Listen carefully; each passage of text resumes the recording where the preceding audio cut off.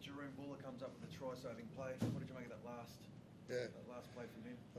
Extraordinary. He tackled the centre, and then let him go, and then chased and shoved the big winger over the sideline. Yeah, match winning stuff. Same as last week. I did say he's a pretty fair player.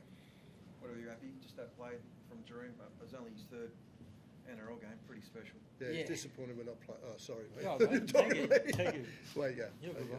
No, he's disappointed he's not out there now. It's in the rain. He prefers the rain. His games have been in the rain. Yeah, sorry, Ab. No, I thought it was great. I think we were sort of losing heaps of those moments in the first few rounds. So, for him to make 2 weeks in a row, make those huge tackles, and it's no surprise that we're winning games now either. Having a young bloke do that, what does that do for the whole squad and even the older fellas to see someone so fresh being so inspirational? Yeah, look, to put your body on the line regardless of who you are, especially when he's tackling some really big wingers, and just those little efforts, creates that belief in the team that everyone's doing their job, and that's a hard tackle to make. That's a really hard tackle to make. So for him to do that for us as a team, it makes us feel incredible and gives us that belief. And then we came out of our end pretty good that next set. Can you put into words the difference, I guess, in the vibe in the rooms 2 weeks compared to 2 weeks ago? Yeah, of course. Winning does that, obviously, but I think the way we're winning as well, it's a pretty hard-fought battles 2 weeks in a row now. So I think we just got to make sure that we understand that these things don't come for free. We work pretty hard to get them, and we need to lost it as well with all our errors and the way we played as well. So plenty of lessons there, but plenty to build on as well. Tim, you just touched on kind of winning scrappy, winning ugly. How important is it to sometimes win ugly and string a few together? I think 2 in a row for the first time since round 7 last year. Yeah. Well, winning is what pro football's about. So not only for coaches and players and fans and so on in the club. So you've got to get in a professional sport. The pressure's on. We all know that. So. But I'm not getting any younger for the heart attack stuff that's happened the last couple of weeks. But still, we got through it. Yeah.